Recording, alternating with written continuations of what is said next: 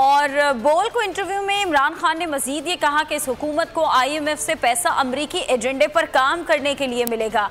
कहा यह जा रहा है कि अफगानिस्तान पर ड्रोन हमला पाकिस्तान से हुआ है।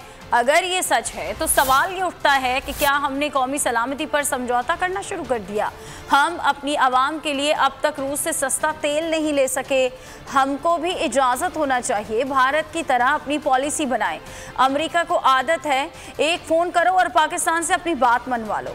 अगर इकॉनमी इसी तरह नीचे गिरती रही तो हमें इवेंचुअली नेशनल सिक्योरिटी हमारी मुतासर होगी, क्योंकि सबसे बड़ी बात यह है कि क्या हम अपनी नेशनल सिक्योरिटी को कॉम्प्रोमाइज़ अब करना शुरू कर दिया हमने। IMF की तरफ से कोई पैसा थोड़ा सा मिलेगा, वो मिलेगा कि हम जो उनके लिए बैरूनी जो अमेरिका के एजेंडे के ऊपर हम काम करेंगे। उन्होंने कहा है कि पाकिस्तान ने अगर इजाज़त दी है ये जो ड्रोन अटैक हुआ है अफगानिस्तान में, तो उसकी वजह से अमेरिकन ने कंसेशन दिया, रुपया थोड़ा मजबूत हुआ है, डॉलर थोड़ा नीचे आया। तो वो जो हमारा वॉर ऑन टेरर में शिरकत की थी हमने, हमारे सामने है कि हाँ थोड़े से डॉलर तो आ गए थे, कोई 20 अरब डॉलर आ गए थे, लेकिन जो मुल्क ने उसके बाद कीमत अदा की उससे बहुत भारी। अभी भी आज भी हमारे फौजी कुर्बानियां दे रहे हैं, वही जो उसका तसलसल चला आ रहा है वॉर ऑन टेरर। आज भी बॉर्डर पे कहीं ना कहीं देखते हैं आप हमारे जवान शहीद होते हैं। जब कौम एक ये लगे कि कौम किसी की अपने फैसले नहीं करती, बाहर से उसको हुक्म आता है तो वो जो हुक्म आता है वो कर लेती है, उसकी फिर इज्जत नहीं होती। अपनी इज्जत करवानी है तो ये लगे कि पाकिस्तान फैसले करता है मेरिट के ऊपर, अपने मुल्क के मफादात। बाहर से हुक्म डिक्टेशन नहीं आता। अब हिंदुस्तान है हमारे साथ ही आजाद हुआ, पूरा जोर लगा दिया अमेरिका ने कि तुम रूस से तेल ना खरीदो। हर किस्म का उन्होंने जोर लगाया। उसने कहा नहीं, हमारे मुल्क के मफादात इसमें है कि हम अपने लोगों को सस्ता तेल दें और रूस से हमें सस्ता तेल मिले। आपका मसला है इस वक्त रूस और यूक्रेन, आप हमें कह रहे हैं कि उसमें शिरकत करो और उनको कंडेम करो, और उस कंडेमनेशन से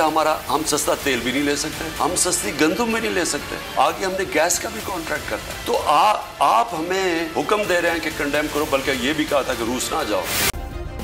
सब्सक्राइब करें और बेल दबाएं ताकि कोई खबर रह न जाए।